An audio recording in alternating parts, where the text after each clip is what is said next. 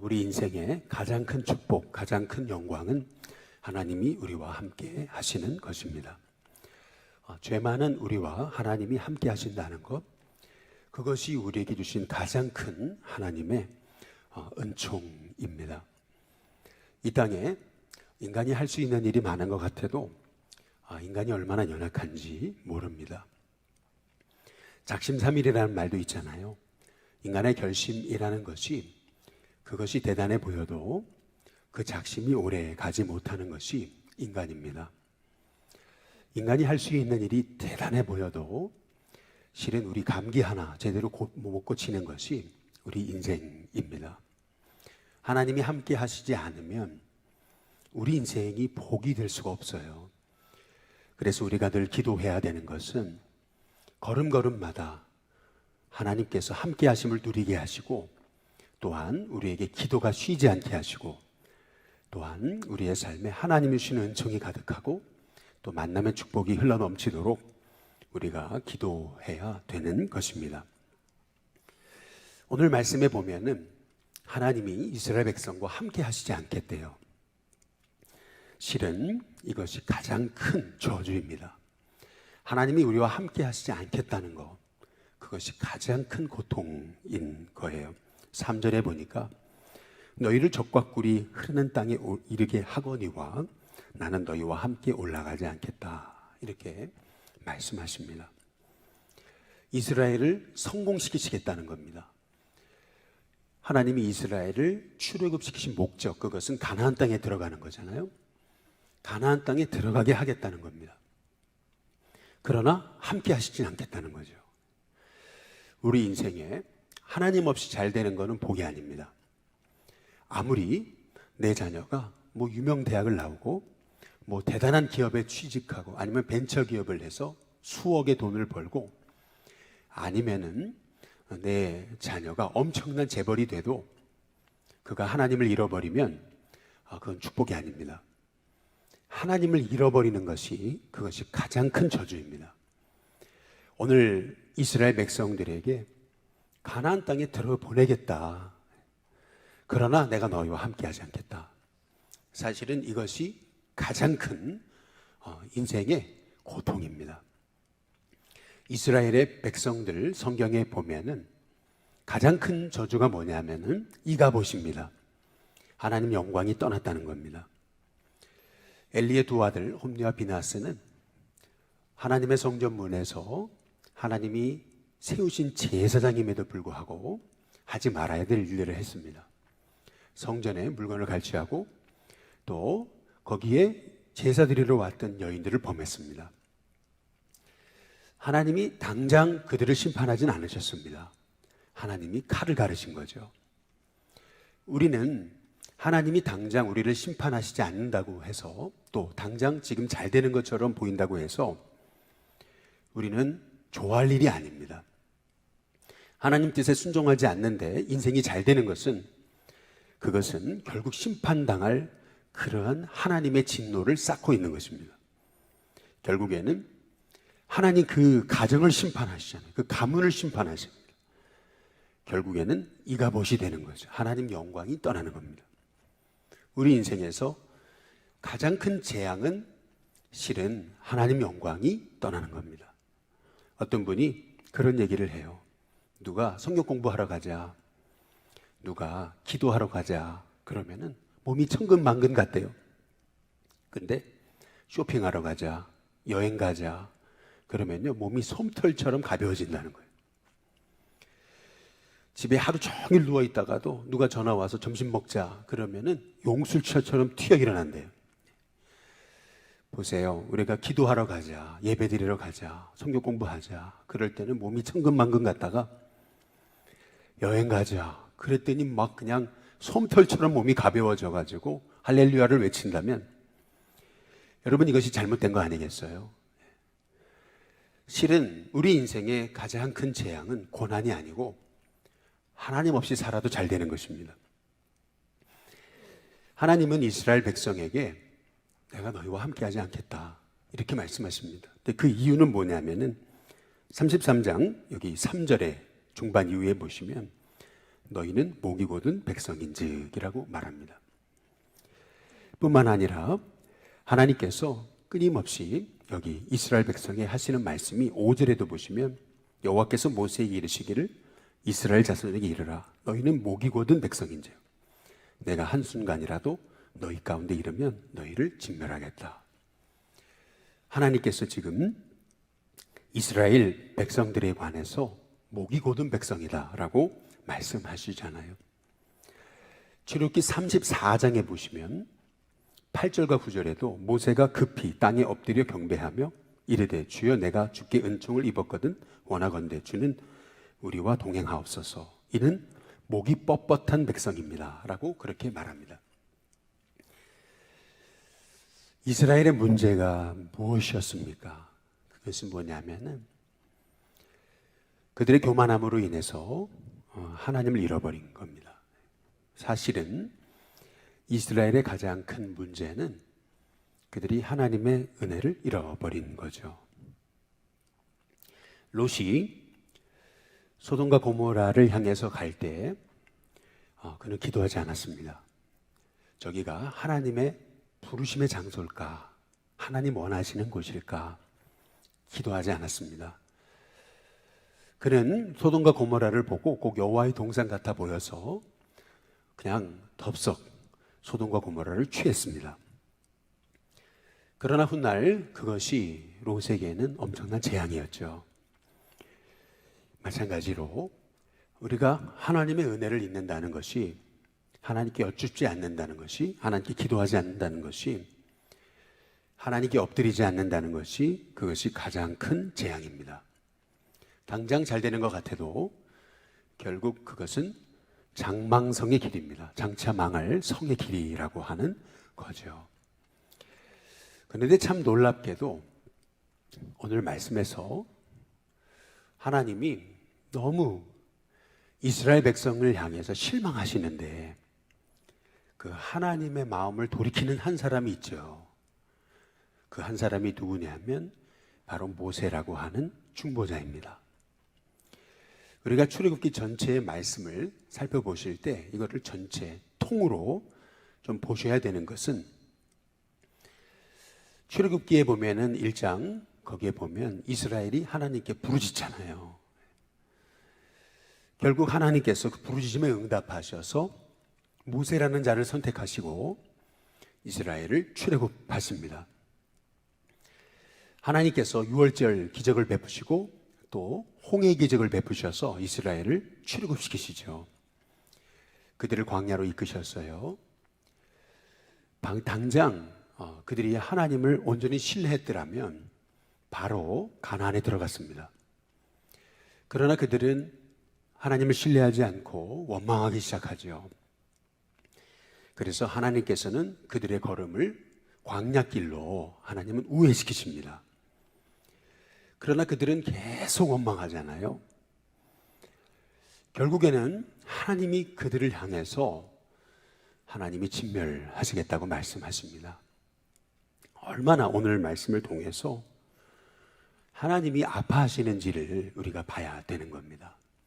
하나님이 하신 약속이시기 때문에 하나님이 이스라엘을 가나안으로 들여보내시긴 하겠는데 그러나 그들과는 함께하지 않겠다. 하나님이 얼마나 가슴 아파하시는지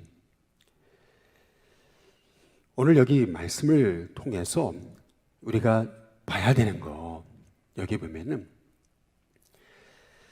3절에 너희를 젖과 꿀이 흐르는 땅에 올라가게 하려니와 나는 너희와 함께 올라가지 아니하리니 너희는 목이 곧은 백성인즉 내가 길에서 너희를 진멸할까 염려함이라.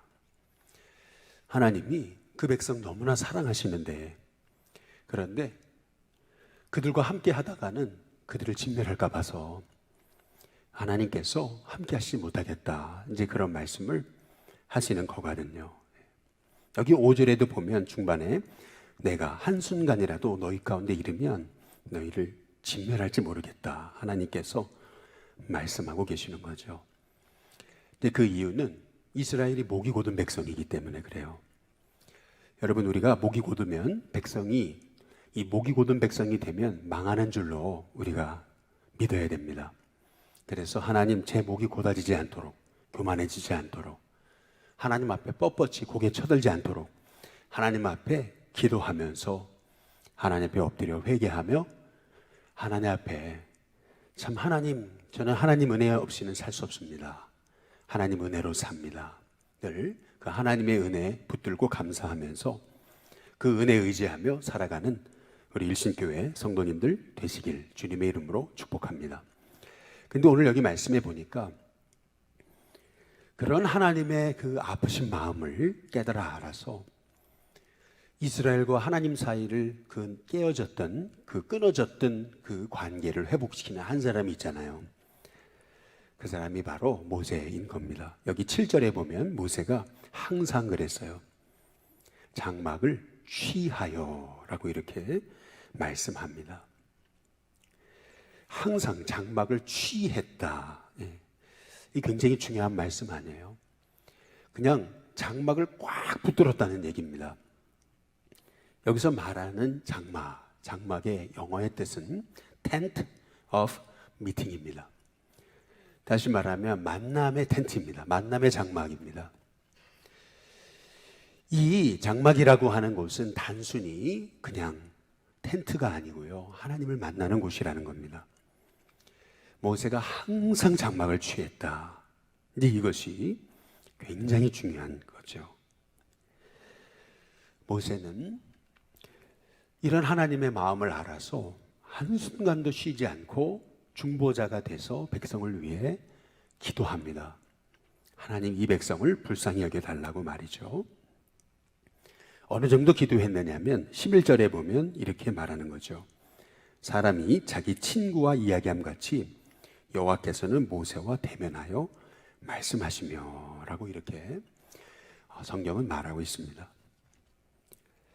모든 백성이 하나님을 잃어버리고 그리고 불순종하여 금송아지를 만들고 우상숭배할 때 모세는 항상 장막을 취하여 하나님과 교통했습니다. 결국에는 우리의 인생, 우리의 신앙생활이라고 하는 것은 하나님과 교통하는 것, 그것이 우리 인생이 복을 받는 비결이라는 사실을 오늘 이 모세의 모습을 통해서 알 수가 있습니다. 내 주변 사람이 기도의 자리 나오지 않는다고 해서 우리가 낙심할 필요가 없습니다. 내 주변 사람이 전도의 자리 나오지 않고 또 은혜 받는 자리에 나오지 않는다고 해서 우리가 영향받을 필요가 없습니다. 다 불순종하고 다 우상 숭배하는데 모세만큼만은 하나님과 교통합니다. 결국에는 그 모세 한 사람을 통해서 하나님의 마음을 돌이키시고 그 모세 한 사람을 통해서 이스라엘과 동행하시는 거죠. 그들에게 성막을 만들게 하시고 그래서 성막을 통해서 그들을 말씀하시는 것을, 만나주시는 것을 볼 수가 있습니다. 우리가 이 출애굽기의 말씀을 통해서 우리가 살펴보아야 되는 것, 그것은 이스라엘 백성이 얼마나 목이 곧은 백성이었는가. 조금만 어려워져도 원망하고 조금만 어려워져도 모세를 향해 돌을 들어 칠라 그러고, 얼마나 이스라엘 백성들이 얼마나 하나님을 실망시켜 드렸나. 그런데 모세라는 중보자가 있었습니다. 그래서 그 모세라는 중보자를 통해서 하나님은 하나님의 뜻을 이루어 가시는 것을 볼 수가 있었던 거죠. 마찬가지예요. 우리가 하나님 앞에 서면 우리는 절대 설 수 없습니다. 우리는 하나님 그 곁에 서기만 해도 우리는 진노와 진멸을 당할 인생입니다. 그러나 예수님의 보혈의 피로 우리가 죄 용서함을 받고 예수님의 그 중보하심으로 우리가 구원받고 살게 되는 거죠. 바로 이 모세의 모습은 중보자 되신 예수님의 모습인 겁니다. 오늘 이 말씀을 통해서 우리가 기억해야 되는 거, 그것은 모세 한 사람의 중보로 끝나지 않고 여기 11절에 보니까 모세는 진으로 돌아오나 눈의 아들 젊은 수종자 여호수아는 회막을 떠나지 않았다라고 이렇게 말씀하고 있습니다. 중보자의 계보가 이어짐을 오늘 성경을 통해서 우리에게 말씀하고 계시는 겁니다. 모세도 위대한 중보자였는데 모세보다 더 신실한 중보자 한 사람이 일어난 거죠. 그 사람이 여호수아입니다. 모세는 진으로 돌아왔습니다. 그러나 눈의 아들 젊은 수종자 여호수아는 회막을 떠나지 않았다. 다시 말해서 모세보다 더 신실한 그 중보자, 그 사람이 여호수아였다라고 오늘 성경이 우리에게 말씀하고 계시는 거죠. 우리에게 진짜 필요한 것은 이 모세 같은, 여호수아 같은 중보자입니다. 실은 우리 일신교회에 이러한 중보의 믿음의 계보들이 일어나는 은혜가 있게 돼야 될 줄로 믿습니다. 우리 자녀들이 부모의 기도에 그 중보의 영향을 받아서 우리 자녀들이 부모보다 더 기도하는 자녀들, 결국에는 기도밖에 없고 중보밖에 없는 거거든요. 아무리 세상이 망해가도 중보자가 있는 한 세상은 바로 세워지게 되어 있는 거죠. 그래서 하나님은 지금 이 출애굽기의 말씀을 통해서 우리에게 하나님은 이 모세 같은 중보자, 이 여호수아 같은 중보자를 찾고 계심을 우리에게 말씀하고 계시는 것입니다. 말하기는 저와 여러분의 인생 속에서 하나님 너무나 외롭습니다. 제가 주님의 길을 가는 것이 왜 나 혼자입니까? 라고 낙심하고 절망하기보다는 이 중보자의 길은 외로운 길입니다. 예수님도 십자가에 혼자 달리신 겁니다. 베드로도 함께 달려줄 수 없습니다. 요한도 함께 예수님의 십자가를 짊어질 수 없습니다. 다만 뜻밖의 사람, 바로 구레네 시몬이 예수님의 십자가를 짊어지게 된 거죠. 마찬가지로 중보자의 길은 외롭습니다. 그러나 그 길은 영광스럽습니다. 중보자의 길은 홀로 가는 것 같습니다. 그러나 그 길은 공동체를 살리는 위대한 길입니다. 우리가 이 중보자의 삶, 이 기도의 삶, 우리가 이 모세의 삶, 여호수아의 삶, 이 삶을 우리가 살아낼 수 있도록 기도하는 하나님의 종이 되어야 됩니다. 모세와 여호수아라는 중보자가 사라질 때 사사시대가 왔습니다. 모세와 여호수아가 사라지면 사사시대가 옵니다. 우리가 기도하는 사람들이 굉장히 기도만 해가지고 뭐 되겠냐, 저분 없다고 교회가 망하냐, 이렇게 얘기할지 모르지만 기도하던 사람이 사라지면 공동체는 무너집니다. 공동체는 혼란해집니다. 그 기도하는 한 사람이 딱 중심 잡고 딱 버팀목을 버티고 서서 거기에서 딱 멈추어 서 있다라는 거, 이거는 대단한 일입니다. 자동차를 타고 가는데 앞차가 움직여주지 않으면 뒷차는 갈 수가 없습니다. 아무리 빵빵대고 아무리 뒤에서 소리를 쳐도 앞차가 가지 않으면 뒷차는 갈 수 없습니다. 마찬가지죠. 그 한 대의 차가 별거 아닌 것 같아도, 중보기도 하는 한 사람이 별거 아닌 것 같아도 그 한 사람이 사라지면 사사시대가 옵니다. 그 사사시대를 실은 종결하게 되는 인생이 사무엘입니다. 사무엘 같은 기도의 용사가 일어날 때 사사시대는 끝이 납니다. 오늘 이 새벽에 우리가 하나님, 모세 같은, 이 여호수아 같은, 사무엘 같은 주님의 중보자가 되게 해달라고, 그 길은 주님이 가신 길이고 예수님 한 분으로 인해서 우리 열방이 살았고 우리가 살았던 것처럼 바로 우리도 중보자로 하나님 앞에 기도하고 그 중보자의 길이 가장 영광스러운 길임을 깨닫고 하나님, 저희를 이 중보자의 자리에 초청해 주시면 감사합니다. 내가 바로 우리 가문의 모세가 되게 하시고, 내가 우리 가정의 여호수아가 되게 하시고, 내가 우리 이 민족의 사무엘이 되게 달라고 기도할 수 있는 저와 여러분이 다 될 수 있게 되기를 주님의 이름으로 축복합니다.